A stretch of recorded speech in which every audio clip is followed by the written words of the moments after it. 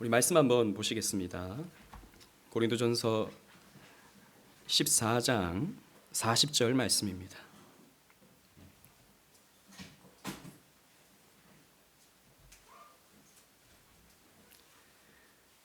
고린도전서 14장 40절 말씀 우리 함께 읽도록 하겠습니다. 시작. 모든 것을 품위 있게 하고 질서 있게 하라. 아멘. 고린도 교회는 문제가 많은 교회였습니다. 우선 당파로 나뉘어져 있어요. 즉 바울파, 아볼로파, 그리스도파 뭐 이런 식으로 나뉘어져 가지고 교회가 파당으로 나뉘어져서 갈등하는 그런 모습이 고린도 교회에 있었죠. 그리고 또 하나는 은사 문제였습니다. 방언을 하는 사람이 있었고 방언을 하지 못하는 사람이 고린도 교회 안에 있었습니다. 이때 당시 방언은 방언 기도 이런 의미가 아니라 하나님께서 주시는 계시 선포의 수단으로서 방언을 주셨었거든요. 근데 이 방언 때문에 이게 또 기도로서 이렇게 변질되는 이런 모습이 또 교회 안에 있었기 때문에 사도 바울은 이 방언에 대해서 이렇게 조금 자중하기를 바랬습니다. 그래서 아무도 없는 골방에서 방언 기도는 해도 공적인 자리에서 방언 기도를 하는 것을 금했죠. 또 고린도 교회는 근친 상간의 문제도 있었습니다. 즉 가족끼리 이렇게 성관계를 그러니까 친척끼리 성관계를 맺는 이런 문제들 그런 문제들을 어떻게 보아야 할 것인가에 대해서도 이 고린도 교회 안에서 문제가 되었었기 때문에 사실 고린도 교회는요 오늘날로 본다면 문제가 너무나도 많은 교회였어요. 오늘날 시각으로 본다면 뉴스에 나오는 그런 교회 수준이었습니다. 그럼에도 불구하고 사도 바울은 고린도 교회를 교회로서 또 인정을 하고 또 이 교회가 어떻게 개혁되어야 할 것인가에 대한 가르침을 이 고린도전서를 통해서 또 후서를 통해서 전해주고 있는 것이죠. 그러면서 오늘 우리가 읽은 말씀처럼 모든 것을 품위 있게 해야 된다. 그리고 질서 있게 해야 한다라고 이렇게 권면을 하고 있습니다. 하고 싶은 대로 하는 것이 아니라 교회는 그냥 이리저리 성도들이 원하는 대로 왔다 갔다 하는 곳이 되어서는 안 되고 어떤 법을 정해놓고 그 법에 따라서 질서 있게 세워져야 하는 것이 교회임을 사도 바울은 권면했던 것이죠. 그래서 교회는 질서가 있어야 됩니다. 그냥 우리 그 교회가 그냥 형편에 맞게 그냥 그때 원칙과 원리를 다르게 적용해서 교회를 세워가면 결국에는 사람 중심적인 교회가 돼버리고 마는죠. 교회는 민주주의 하는 곳이 아니거든요. 교회는 오직 하나님 말씀에 따라서 순종하고 그 원리에 따라서 또 봉사하고 헌신하는 곳이 되어야지 우리가 하고 싶은 대로 우리의 형편대로 이렇게 교회를 세워가서는 안 되는 것입니다. 그래서 교회는 법이 있어요. 1차적으로 헌법이 있습니다. 장로교 헌법이 있습니다. 이 헌법에 따라서 우리는 교회를 세워가고 또 이 헌법에 권면하고 있는 대로 우리는 신앙생활 해야 하는 것이죠.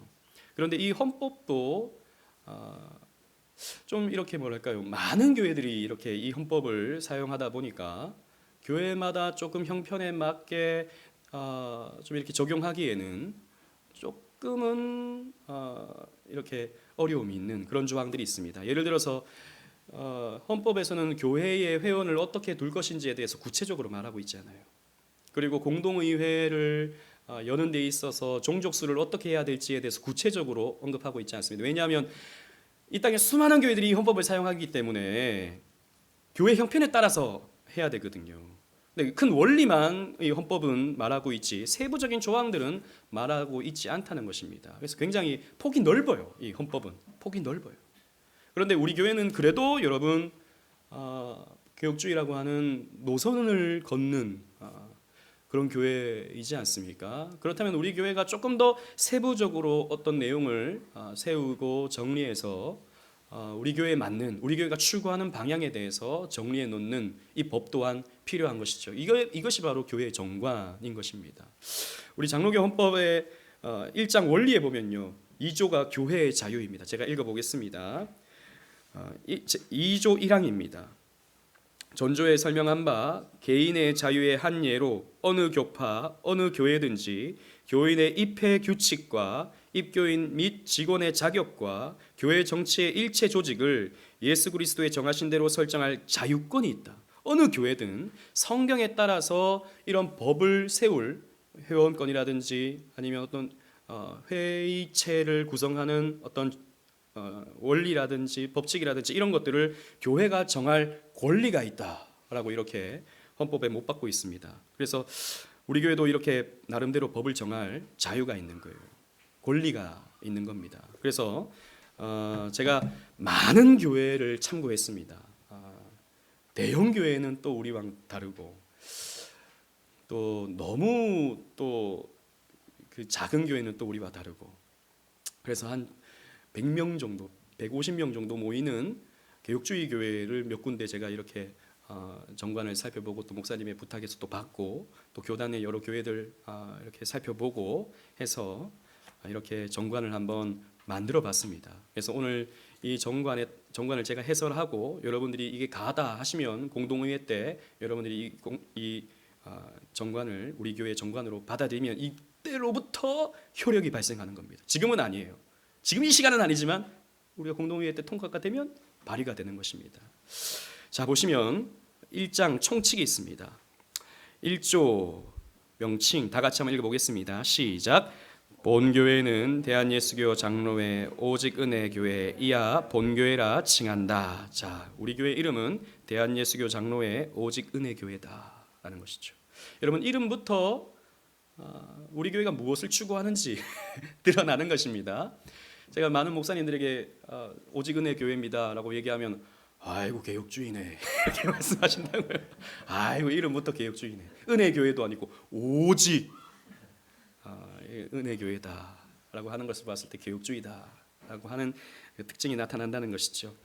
2조 핵심 가치, 제가 이제 개척하기 전에 이런 교회를 세워야겠다라고 하는 마음을 갖고 있었고 이걸 저희 정관에 담았습니다. 첫 번째, 본교회가 추구하는 핵심 가치는 다음과 같다.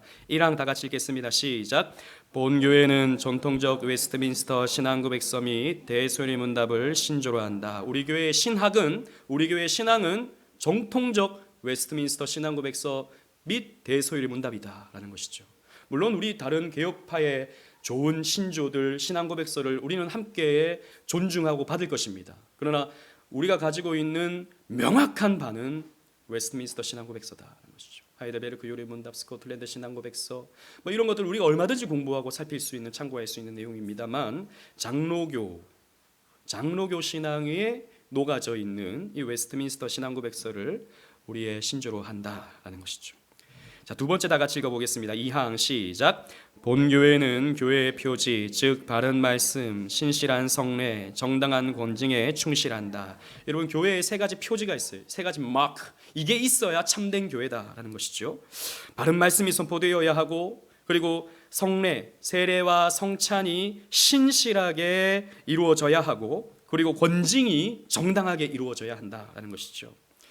여러분 사실 한국교회 안에 이 세 가지를 뚜렷하게 드러내는 교회는 너무나 소수입니다. 사실 저희 교회도 아직 뭐 이렇게 할 수 있는 형편이 못 돼요. 하지만 우리 교회는 이것을 추구한다는 것입니다. 앞으로 이렇게 해가는데 우리가 집중해야 된다라는 것이죠. 그 최근에 저 광화문 앞에서 광야교회라고 하는 이름으로 집회를 하지 않습니까? 그래서 뭐 거기서 뭐 다 하더라고요. 주일 모임도 하고 다 하더라고요. 그런데 엄밀히 말하면 교회가 아닙니다. 왜냐하면 거기에는 성례가 없기 때문이에요. 거기는 권징이 없어요. 아무나 와서 아무나 갑니다. 교회가 안 되는 거예요, 사실. 교회는 바른 말씀이 선포되어야 하고 성례에서 세례 교인을 세워야 하고 또 성찬을 먹고 마심으로 그리스도 안에 있다는 것을 확인받아야 하고 그리고 회원을 다스려야 하는 것입니다. 그냥 오고 싶을 때 오고 가고 싶을 때 가는 그런 교회가 되어서는 안 되고 교회가 성도들을 다스리는 교회. 그래서 이 교회의 큰 원리에 반하는 어떤 행동을 했을 때는 권징을 할 수 있는 교회가 되어야 한다는 것이죠. 그 부분은 조금 이따가 또 살펴볼 것입니다. 우리 3항 다 같이 읽겠습니다. 시작. 본교회는 은혜의 방편인 말씀과 성례를 통해 하나님의 은혜를 구한다. 우리는 무슨 영화의 한 장면, 감동적인 영화의 한 장면을 보여주면서 여러분들에게 감동을 주려는 교회가 아니다라는 것이죠. 우리 음악을 멋지게 우리가 연주해서 그것으로 여러분들에게 감동을 주려고 하는 소위 찬양이 은혜로워라고 하는 그런 교회를 우리는 세워가지 않는다는 것이죠. 물론 여러분, 우리 음악 중요합니다. 그것도 하나의 예배적 요소죠. 그러나 은혜는 무엇으로 우리가 공급받는가? 하나님 말씀이다라는 것이죠. 그래서 예배 가장 중심은 설교가 되어져야 된다. 그리고 이 성경 전체의 이 주제를 요약적으로 정리한 교리를 우리는 공부하는 것이 은혜의 방편에 참여하는 것이다 라는 것이죠. 그리고 성례 신실하게 우리가 세례를 주고 또 이 성찬에 참여함을 통해서 은혜를 받는다는 것을 강조하는 교회, 이것을 우리는 세운다는 것입니다. 그리고 네 번째 사항 다 같이 읽겠습니다. 시작. 본교회는 온 성도의 성숙함을 목표로 한다. 이 말은 다른 표현으로는 우리는 성장의, 교회의 숫자적인 성장을 목표로 하지 않는다는 것입니다. 숫자만 많이 모이는 교회, 그런데 허약한 교회, 공동회의를 하는데 성도의 20%밖에 안 모이는 교회, 여러분 서울 장안에 그런 교회들이 대부분입니다. 그래서 공동의회를 하는데도 우리 교회도 그런 어려움을 오늘도 겪지만 사실 공동의회 종족수가 없어요. 그냥 참석하는 인원이 공동의회 숫자가 되는 겁니다. 재직회도 마찬가지예요. 종족수가 없어요. 다 없어졌어요. 1부, 2부, 3부 나뉘어지게 되면서 다 같이 모일 수 있는 시간도 없잖아요. 그러다 보니까 교회가 허약해지는 겁니다. 교회에 중요한 결정을 하는데 성도들이 몰라요. 관심도 없어요. 이런 교회가 돼버리고 마는 것이죠. 그러다 보니까 우리는 성장의 목표를 두는 것이 아니라 우리는 성숙의 목표를 둔다. 그리스도에게까지 자라가는 데 있어서 우리는 목표를 둔다. 많이 모이고 적게 모이고 이거 너무 중요하게 생각하지 말자. 우리는 우리 안에 있는 성도들을 성숙하게 하는데, 그리스도에게까지 장성하게 하는데 우리는 목표를 둬야 된다. 그리고 다섯 번째 5항 다 같이 읽어보겠습니다. 시작. 본교회는 오직 하나님께 영광을 돌리는 것을 최우선한다. 여러분, 이 말은 우리 교회의 영광 혹은 우리 삶의 영광, 이것을 우리는 목표로 두지 않는다. 교회 열심히 다녔더니 우리 사업장이 복을 받았다. 물론 그것도 아름다운 것이고 필요한 것이죠. 그러나 여러분, 그게 아니고 우리는 하나님의 영광을 위하여 교회를 세워간다는 것입니다. 목사의 영광도 아니고 오직 하나님의 영광을 위하여 교회를 세워가고, 그리고 여러분들이, 제가 목표로 하는 것은 이것입니다. 여러분들이 삶을 통해서 하나님께 영광을 올려드리는 것. 여러분들의 직장생활, 여러분들의 사업장, 여러분들의 가정생활을 통해서 하나님께 영광을 올려드리는 것. 그러니까 교회에서만 우리가 예배함으로써 하나님께 영광을 올려드리는 것이 아니라 여러분들의 삶을 통해서, 여러분의 삶을 통해서 하나님께 영광을 올려드리는 것이 이 교회에 세워지는 목표다, 핵심 가치다라는 것이죠. 그리고 위치, 소속은 여러분들 참고하시기를 바랍니다. 이런 교회를 세워가기 위해서 우리는 교인을 조금 구분할 필요가 있습니다. 우리 5조를 보시면 정교인과 준교인이 있어요. 우리 정교인 먼저 읽어보도록 하겠습니다. 시작. 본교회의 정교인은 예수 그리스도의 복음을 신실하게 믿고 그를 따르는 제자의 삶을 살기로 결단하며 본교회의 신앙 고백과 교회의 기초와 목적에 동의하여 입교 교육을 받은 후 그에 따른 책임과 의무를 성실히 이행할 것을 서약한 세례교인 또는 입교교인을 말한다. 자, 우리 교회는 이제 정교인과 준교인으로 나뉘게 될 것입니다. 정교인은 복음을 신실하게 믿는 사람, 그리고 그를 따르는 제자의 삶을 살기로 결단하여서 본교회의 신앙 고백과 교회의 기초와 목적에 동의하여 입교 교육을 받는 사람. 예를 들자면 원입교인 같은 경우에는 학습 교육과 세례 교육을 14주를 받아야 되는 거예요. 그런데 다른 교회에서 세례를 받으신 분은 저희 교회로 오셨으면 입교 교육을 받으셔야 되는데 그것이 세가족반 교육입니다. 그 교육을 받아야만 이제 저희 교회 정교인이 될 수 있는 거예요. 그리고 그 기간은 6개월의 기간이 주어지게 되는 것입니다. 그리고 이제 앞으로는 우리 교회의 정교인이 되기 위해서는 이제 교인 서약을 하고 저희 교회의 정교인이 될 수 있게 되는 것입니다. 저희 교회의 신앙 고백과 저희 교회의 이런 핵심 가치, 그리고 저희 교회의 어떤 추구하는 방향에 동의하는 사람, 이걸 동의하면 이제 저희 교회 정교인으로 받게 되는 것이죠. 중교인 두 번째 한번 읽어보도록 하겠습니다. 시작. 본교회의 중교인은 다른 교회에서 임명되었으나 본교회의 교인 교육과 정회원 서약을 하지 않은 세례교인이나 예수를 믿기로 작정하고 교회에 등록한 후 예배에 참석하고 복음의 진리를 배우는 비세례교인을 말한다. 입교하지 않은 유아 세례교인은 중교인에 속한다. 자, 세례받지 않은 사람은 다 중교인이 되는 것이죠. 그리고 세례받았다 하더라도 다른 교회에서 세례받았다 하더라도 우리 교회로 오면 등록하면 준교인이 되는 것입니다. 당장 정회원이 되는 게 아니고 준회원이 중교인이 되는 거예요. 왜냐하면 우리가 교회 회원이 되는 게 너무 가볍게 되면 그 회원으로서의 어떤 책무와 그 회원으로서의 어떤 의무감을 갖는 데 있어서 어렵다는 것이죠. 이러한 교육 과정을 거친 사람이 나중에 서약을 하고 정교인이 되었을 때와 그냥 등록 원서만 내고 이 교회에 회원이 되겠다라고 하는 것은 너무나도 차이가 많이 생기게 된다는 것입니다. 지금 한국교회 가장 큰 문제는 바로 성도들 전체 평균의 어떤 질적 저하가 문제가 되는 것이죠. 그러니까 그리스도인으로서 살지를 못하는데 그 교회의 한 일원으로서의 어떤 표징이 없는데 그 교회의 일원이 되어서 중요한 결정에 참여하게 되거나 아니면 아예 관심이 없거나 이런 문제가 발생하더라는 것이죠. 그래서 저희 교회는 적어도 이러한 정교인을 세워가기 위한 하나의 과정으로서 훈련시키는 과정으로서 이런 정교인과 준회원의 차이를 두는 것입니다. 입회 결정 보시면 6조 1번 1항 정교인 한번 읽어보겠습니다. 시작.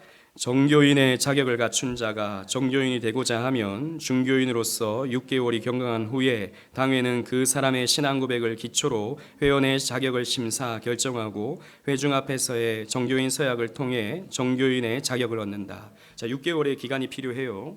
그리고 그 기간 동안에 우리 새가족반 공부를 해야 되는 것입니다. 그리고 그것을 가지고 이제 정교인 서약을 하면서 그 즉시로 정교인 자격을 얻는다는 것이죠. 이전에는 우리 하지 않았어요. 이전에는 왜냐하면 우리가 또 경양교회에서 오시기도 하고 또 작은 교회다 보니까 우리가 그냥 뭐 그런 특별한 의식 없이 저희가 이렇게 했죠. 이전까지 우리 그렇게 저희 교회 성도가 되신 분들은 원래 이제 원칙은 그렇습니다. 보통 일반적인 헌법에서의 원칙은 성도가 그 교회에 입교하기 전에 6개월의 과정을 거치면 일반적으로 그 교회의 회원이 됩니다. 일반적으로. 그러니까 뭐 교육 안 받아도 그리고 또 뭐 특별한 어떤 의식 없어도 등록하고 세례교인이 등록하고 6개월을 거치면 일반적으로 그 교회의 회원이 되는 것이죠. 그래서 저희 교회는 뭐 딱 그렇게 이제 해 왔습니다. 그런데 그렇게 하다 보니까 질서가 조금 없어지는 거예요. 이런 경우가 생기고 저런 경우가 생기고 이렇게 되다 보니까 이제 앞으로 6개월이라는 시간을 갖게 되고 또 서약을 통해서 정교인이 되게 한다는 것입니다. 그리고 두 번째 중교인 보시겠습니다. 다 같이 읽어보겠습니다. 시작. 유아 세례나 타교회로부터 합당한 임명이나 믿기를 원하여 본교회 회의에 참석하고 복음의 진리를 배우고자 하는 목적으로 본교회에 등록하는 자들은 중교인의 자격을 얻는다. 자, 그냥 다른 교회에서 이렇게 오신 분들, 등록하신 분들, 등록조차 안 한 분들은 방문교인이 되는 것입니다. 등록조차 안 하신 분. 저희 교회는 막 강제로 막 등록하게 하고 그러진 않잖아요. 이렇게 자원적으로 해서 등록서를 내시는 분들은 등록교인인데 그 전까지는 방문교인이 되는 것입니다. 근데 방문교인은 굳이 우리가 이 정관에 넣진 않았어요. 중교인과 정교인의 요 내용만 담았습니다. 그리고 3번 중요한 것입니다. 다 같이 읽어보겠습니다. 3항 시작.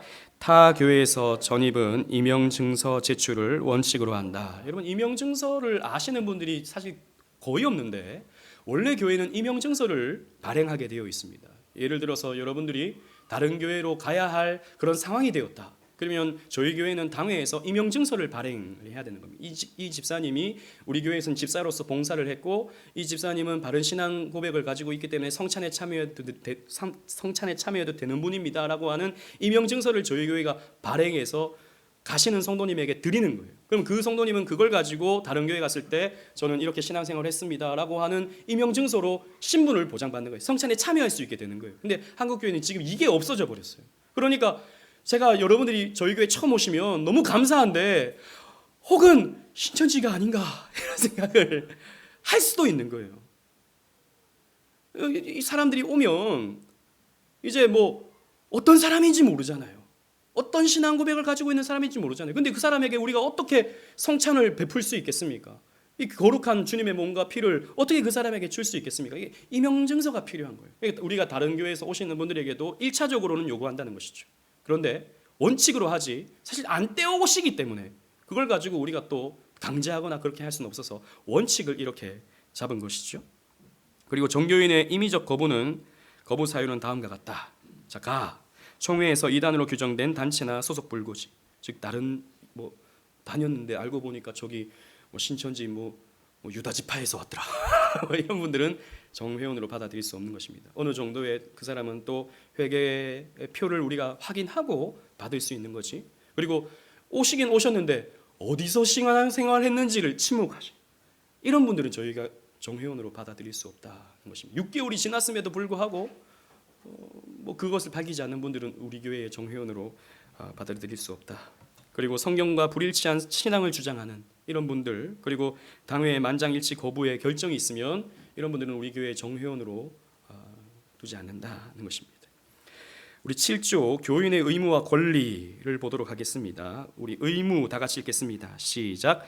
본교의 모든 교인, 정교인과 중교인은 본교회가 정한 공적 예배와 모임에 성실히 참여하고 교회 치리에 복종하며 하나님께로 받은 바 은사와 물질과 시간 등을 들여 봉사와 구제와 세계복음화에 기여함으로써 하나님 나라에 확장할 책임이 있다. 자, 우리 정회원이든 준회원이든 가지고 있는 의무, 저희 교회를 등록하게 되면 이런 의무를 가지게 된다는 것입니다. 이런 의무를 거부할 때 우리 교회는 나름의 권징을 행할 수 있는 것입니다. 물론 여러분 이거 못한다고, 연약한데 못한다고 해서 쉽게 권징을 해서는 안 되겠죠. 그러나 의무가 있다는 것입니다. 교회 회원이 된다는 것은 의무를 가진다는 것이에요.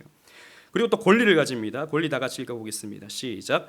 정교인은 본교회의 공동의회 회원권과 성찬에 참여할 권리가 있고 정관이 명시한 대로 선거권, 피선거권이 있다. 준교인 중에서 타교회 세례교인은 공동의회 회원권과 선거권, 피선거권은 없으나 당회의 허락에 따라 성찬에 참여할 수 있는 권리가 주어진다. 자, 우리 성찬 같은 경우에는 정회원만 받는 게 아니라 준회원도 받을 수 있다는 것입니다. 근데 대신에 저희 이제 신청서를 나눠드리고 그 신청서에 답을 하신 분들에게만 성찬을 베푼다는 것입니다. 정회원은 이제 받을 수 있는 권리가 있죠. 하지만 마찬가지로 또 똑같이 살펴보고 저희 교회는 성찬을 베풀 것입니다. 그런데 누군지 모르는데 그냥 이분이 왔는데 어떤 분이 오셨는데 그분에게는 성찬을 저희 교회가 베풀 수 없는 거예요. 그리스도의 몸을 함부로 이렇게 줄 수 없는 것입니다. 그리고 우리 8조 자격의 상실 보시겠습니다. 시작. 본교회 교인이 타교회로 임용을 요청하거나 교회 권징을 받아 출교 처분을 받았을 경우 교인의 자격을 상실한다. 또한 특별한 사정이나 교회 알림 없이 6개월 이상 본교회 예배에 계속 출석하지 않은 교인은 자동 상실되거나 당회의 결정에 의하여 교인의 자격을 상실한다. 자, 6개월 이상 교회 안 나오면 여러분 우리 교회의 권리를 박탈하겠습니다. 우리 교회 교인의 권리를 박탈하겠습니다. 그렇습니다. 그리고 3장 직분 보시면 저희 교회 직분자는 제가 이제부터는 조금 요약해서 말씀드리겠습니다. 저희 교회 직분자는 목사, 장로, 집사 그리고 권사입니다. 저희 교회 헌법이 이 네 가지를 이제 한종직 그리고 임시직으로 구분하는데 저희 교회 일반적으로 부를 때는 직분자 그러면 목사, 장로, 집사, 권사를 직분자라고 부른다는 것이죠. 그리고 이들은 이제 목회를 돕고 교인을 위하여 봉사일을 하는 것이다. 그리고 목사는 말씀을 전하는 일, 영혼을 돌보는 일 이런 것들을 하고 교회의 대표자가 된다. 그리고 장로는 하나님 말씀의 기준에 적합해야 하고 교회의 영적 지도자로서 목사를 도와 교회의 성도들을 목양 치리하는 일을 감당한다. 여러분, 이것도 사실 우리 교회가 가지고 있는 하나의 특수성 가운데 하나입니다. 오늘날 개혁주의 교회를 잘못하게 되면 목사와 장로를 하나의 어떤 균등한, 그래서 어떤 그 대립 구도 속에서 서로 경쟁하면서 경쟁을 해야 발전이 있다라고 하는 굉장히 세속적인 사고 속에서 서로 견제하는 뭐 이런 분위기가 한국 교회 안에 팽배한데, 우리 교회는 그렇게 하지 않는다는 것입니다. 장로는 목사를 돕는 사역을 한다는 것입니다. 대신에 장로는 교인의 대표로서 교인을 대변하고 이렇게 할 수 있다는 것이지, 목사를 돕는 일에 우리 교회는 장로가 세워진다는 것입니다. 그리고 7위의 일을 감당합니다. 목사와 함께. 그리고 12조 집사와 권사를 보시면, 집사와 권사는 당회의 지도를 받아 성경의 가르침대로 기도, 행정과 구제와 봉사 사역을 수행함으로써 교회의 목회를 돕는다. 집사는 디모데전서 3장 8절로 10절의 말씀에 적합한 자여야 하며, 지난번 우리 말씀을 나누었죠. 권사도 마찬가지입니다. 집사는 안수 집사를 칭하며 본 교회의 당회의 결정에 따라 서리 집사를 임명할 수 있다. 서리 집사는 만 30세 이상의 입교인으로서 거듭남의 증거를 가지고 있어야 된다. 그러니까 우리 교회는 이제 앞으로 집사를 세우는 데 있어서 그냥 나이가 어느 정도 차면, 이제 결혼하면, 대부분 교회 그렇죠. 그냥 서리 집사 다 세웁니다. 이건 아니고, 저희 교회 서리 집사는 다른 성도와는 조금 더 모범이 되는 거듭남의 증거를 가지고 있어야 하고, 매주일 예배에 정기적으로 출석해야 하고, 교회에서 일정한 봉사의 직무를 감당하는 사람 중에 특별한 결격 사유가 없는 정교인을 서리 집사로 임명할 수 있다는 것입니다. 그리고 청빙과 선출, 임기 보시면, 담임 목사의 청빙은, 담임 목사는 당회 혹은 당회가 임명한 청빙위원회, 저희 교회는 앞으로 뭐 어떻게 될지 모르지만 만약에 제가 병이 들어서 더 이상 이 교회를 담임하지 못하게 될 때 다른 목사님을 청빙해야 되지 않겠습니까? 그럴 때 이런 원칙을 우리가 적용하는 거예요. 청빙위원회를 구성하고 청빙위원회의 3분의 2 동의로 한 명의 목사를 선정해서 공동의회를 적법히 열어 투표수의 3분의 2 찬성으로 청빙하는 걸로 삼도록 하겠습니다. 그리고 부목사와 강도사는 당회가 이렇게 청빙 혹은 사면할 수 있게 했고요. 그리고 장로의 선출과 시무는 만 30세 이상의 남자로 당회 3분의 2 동의를 얻은 자로 공동의회에 상정되어 투표수 3분의 2 찬성으로 선출됩니다. 집사와 권사도 마찬가지고요. 그리고 임기는 만 70세까지, 목사, 집사, 장로, 권사 다 마찬가지로 70세까지 봉사합니다. 요즘에 한국 교회 점점 이런 임기가 없어지는 추세가 되죠. 70세가 너무 젊다. 70세 넘어도 너무 이렇게 왕성하셔가지고 이렇게 뭐 없애는 그런 분위기지만, 저희 교회는 70세까지 딱 이렇게 정관에 못 박도록 하겠습니다. 저희 헌법에도 70세까지라고 되어 있죠. 그리고 회의가 있습니다. 회의는 이제 공동의회가 있고요, 재직회가 있고요, 당회가 있습니다. 당회는 위원회와 소조직을 들 수 있고, 당회는 당회의 정의 한번 다 같이 읽어보겠습니다. 정의 시작. 당회는 본교회의 최고 치리회로서 교회의 제반 사항을 감독하고 지도하며 교회의 정책을 수립하고 의사결정을 한다. 당회는 목사와 장로로 구성된다. 이제 앞으로 저희 교회 장로가 세워지면 목사님과 제가 교회의 이런 전반적인 것들을 이렇게 처리한다는 것입니다. 그래서 당회 결정을 여러분들이 존중하고 따라오는 시스템이라는 것이죠. 그래서 장로교회는 당회가 교회를 치리합니다. 침례교회는 당회가 없어요. 그냥 성도들이 공동회의에서 모든 것을 결정합니다. 그러나 장로교는 여러분들이 투표해서 세운 목사와 장로가 이 교회의 제반 사항을 결정하는 거예요. 감리교회는 그 교회 감독이 결정하는 겁니다. 성도들의 의중과는 상관없이. 물론 어느 정도의 그런 건 있겠지만 원칙이 그렇습니다. 그래서 장로교회의 하나의 정치 형태는 대의 민주 정치라고 할 수 있죠. 여러분들이 세운 지도자에 의해서 이 교회가 다스려지는, 그래서 당회가 아주 중요한 역할을 하게 됩니다.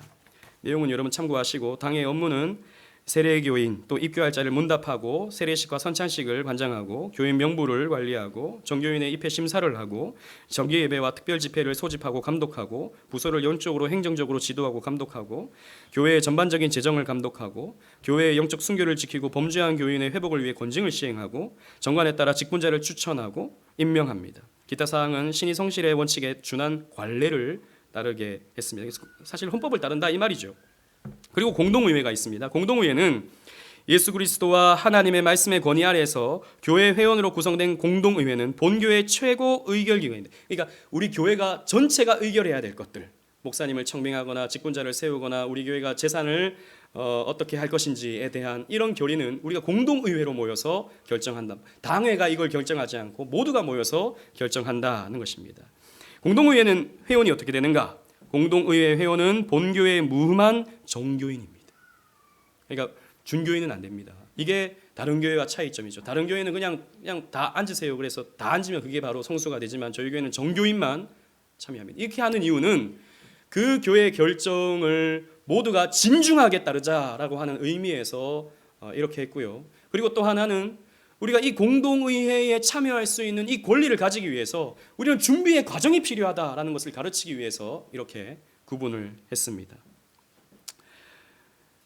단 재적 회원의 총수는 출석 등 근거를 참조해서 당회에서 결정을 합니다. 즉 정회원의 명단 이런 것들은 당회에서 결정을 한다는 것이죠. 회의 소집은 예결상 공동의회를 1월에 개최를 하고 오늘처럼 임시회는 당회 또는 재직회의 요청 또는 정교인 3분의 2의 이상의 요청이 있을 때 소집되며 의장은 한 주 전에 일시와 장소, 안건을 주보에 공지하고 구두로 광고해야 합니다. 이게 왜냐하면 여러분 요즘에 교회에 이런 분란들이 많잖아요.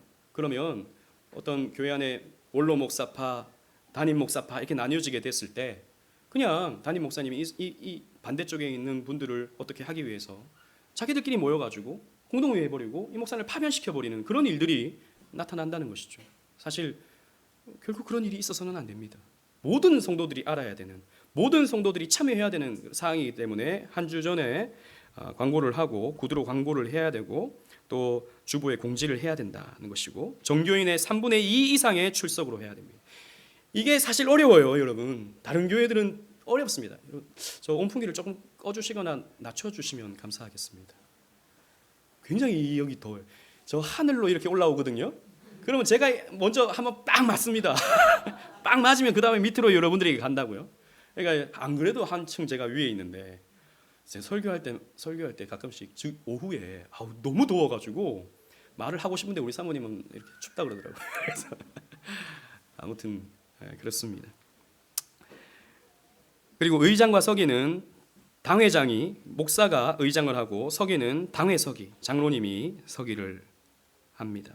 그리고 본교회 직분자 선출, 예결산 의결, 목사 청빙, 교단 소속 결정, 정관 심의 인준, 총류 재산에 대한 매매 사항은 참석 회원 3분의 2 이상의 찬성으로 결의합니다. 굉장히 어려운 일이에요. 한번 해보겠다는 것입니다. 저희 교회는 이렇게 한번 해보겠다. 재산에 대한 사항 중 부동산, 예배당, 사택을 제외한 동산은 즉 시설 보수, 차량, 컴퓨터 등 사무용품 이런 것들은 당회 결정으로 하고 이 교회 앞으로 저희 교회가 하나님 축복해 주시면 땅도 살 수 있고 건물도 살 수 있지 않습니까? 그럼 그런 것들은 공동의회를 통해서 매매하거나 어떻게 결정할 수 있다는 것입니다. 그리고 재직회는 우리 사업 집행기관으로서 재직회를 두며 당회원과 집사, 권사 그리고 서리 집사로 구성됩니다. 정교인 다 참여하는 게 아니고 서리 집사 이상 참여하게 됩니다. 그리고 재정을 보시면 저희 교회는 하나님께 헌상한 헌금과 후원금으로 재정을 충당하고 운영을 합니다. 재정 사용은 투명해야 합니다. 어떻게 사용되는지 투명하게 하기 위해서 이제 임명한 감사에게 감사를 받게 했습니다. 그러니까 저희 재정부가 1년 동안 이렇게 살림을 살고 나서 연말에 저희 당회가 임명하는 감사에게 그게 외부 뭐 회계사가 될 수도 있고 내부 사람이 될 수도 있는데 감사에게 이걸 받아야 된다. 감사를 받아야 된다는 것입니다. 그리고 재정은 모든 교인에게 월별 또는 분기 보고하고 저희 교회는 지금 월별로 게시판에 게시하고 있죠. 이렇게 하거나 홈페이지 공개 중 택일에서 정기적으로 투명하게 공개되어야 한다. 그 방식은 당회가 협의해서 결정한다는 것입니다. 그리고 당회 연도 재정장부 열람은 공동의회 결산 승인 전 당회 결의로 가능하지만 결산 승인된 장부 열람은 할 수 없다. 왜냐하면 몇 년 전에 몇 해 전에 뭐 이런 것들 막 이렇게 꺼내 가지고 흠잡으려고 찾아보면 문제가 될 수 있는 소지들이 나온다는 것입니다. 그러면 그 교회가 또 문제가 생겨요. 이런 일들이 한국 교회 안에 많이 있기 때문에 이런 조항을 여러 교회들이 또 이렇게 하고 있습니다. 저희 교회도 언제든지 여러분 우리가 공동의회 전까지는 여러분들이 살펴볼 수 있고 당의 결의에 따라서 여러분들이 확인할 수 있지만 모두가 공동의회에서 결정한 사항은 더 이상 언급하지 않는다는 것입니다. 그리고 본인 헌금은 언제든지 요청할 수 있다. 헌금 사항은 언제든지 요청할 수 있다. 그리고 교역자의 사례비는 매년 예결산 공동의회에서 정한다. 목사의 사례비 혹은 앞으로 우리가 또 부교역자 사례비 이런 것들은 공동의회에서 결정을 한다는 것입니다. 뭐 재정위원회에서 알아서 결정해서 여러분들이 보고하는 형식이 아니라 여기에서 결의를 한다는 것입니다. 실제로 뭐 이런 일들 있죠. 그래서 목사님들 이렇게 또 마음 맞는 재정장로님하고 이렇게 쿵짝쿵짝 해가지고 목사님의 사례를 이렇게 성도들 모르게 이렇게 해버리는 경우가 있기 때문에 공동의회에서 정한다는 것입니다. 사례비 이외의 항목은 목회활동비로 하고 그리고 수익 분배를 보시면 본교회 수익을 구성원에게 분배하지 아니한다. 이게 왜 있냐면 이거는 우리 교회가 법적으로 본다면 이 나라의 법적으로 본다면 임의단체입니다. 비영리법인입니다. 이 나라의 법적 지위가 비영리법인인데 비영리법인의 이 위치를 저희가 갖기 위해서는 여러분들에게 수익을 나눠주자. 교회가 어느 교회가 그렇게 합니까? 그렇게 하지 않죠. 그러나 이것을 명시함으로써 저희 교회가 이러한 것도 필요하다는 것입니다. 그리고 회계 연도는 1월 1일부터 12월 31일까지입니다. 재산권 보시면 이제 교회의 재산이라 함은 교회 소유의 부동산, 동산, 일체의 재산, 즉 예배당과 부속 건물, 사택, 차량, 기타 부동산, 헌금 등의 동산을 말한다. 부동산 및 등록이 가능한 동산은 그 소유가 본 교회의 명의로 함이 원칙이다. 원칙을 이 교회 이름으로 하는 것. 목사 이름으로 하지 않고 혹은 장로 이름으로 하지 않고 이 교회 이름으로 한다. 왜냐하면 이 이름 덕이 안 되는데 왜 이런 법을 세우는 이유가 덕이 안 되는 일이 한국 교회 안에 너무 많기 때문입니다. 이 교회가 나중에 막 재산이 쌓여요. 정말 이런 100명 정도 되는 교회 그런 일들 많습니다. 여러분들이 헌금하면 뭐 재산이 쌓일 수 있죠. 교회 재산이 쌓일 수 있죠. 그러면 교회가 나중에 이렇게 분란이 이렇게 일어나잖아요. 그러면 상대방을 쫓아내려고 합니다. 쫓아내려고. 왜? 쫓아내면 결국엔 그 재산이 본인께 되기 때문에. 이런 일들이 있다는 것이죠. 그래서 어디까지나 교회 명의로 하고 이 교회 명의가 된다는 것은 우리 이 법에 의해서 공동의회에서 결의에 따라서 재산은 처리된다는 것입니다. 목사에 따라서 처리되지 않고 교회의 결의에 따라서 이 재산이 처리될 수 있다는 것입니다.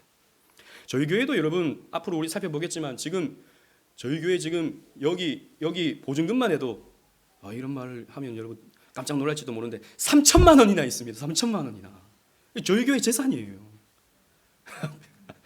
깜짝 안 놀라시네요. 네, 이런 것을 목사 마음대로 할 수 없다는 것입니다.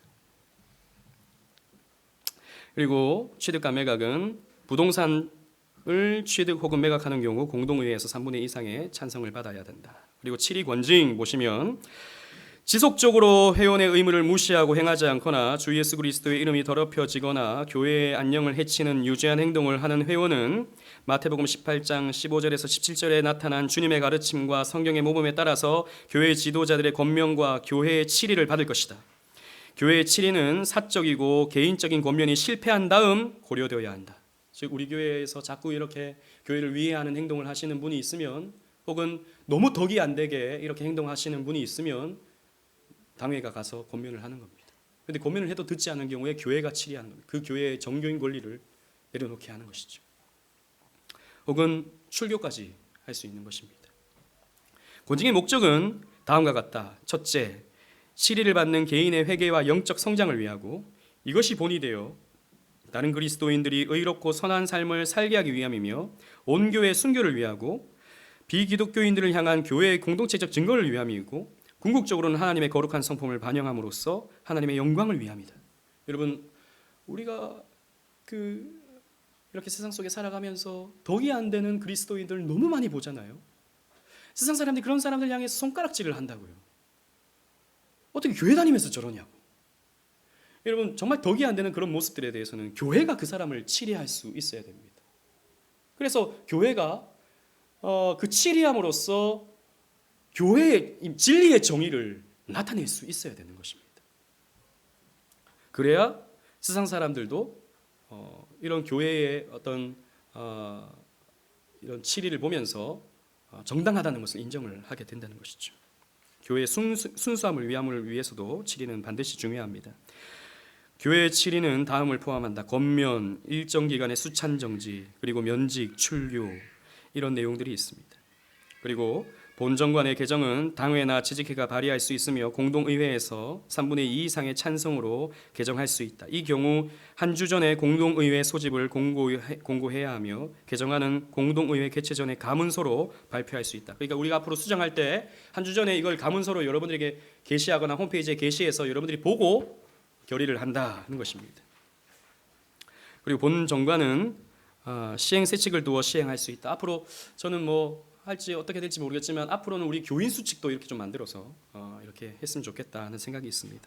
그리고 효력은 인준을 득한 날부터 공포하여 시행하고 본 정권에 규정되지 아니한 사항은 대한예수교 장로회 헌법에 따라 결정을 한다는 원칙을 이렇게 세웠습니다. 그래서 우리 교회는 앞으로 이런 교회를 세운다는 것이죠.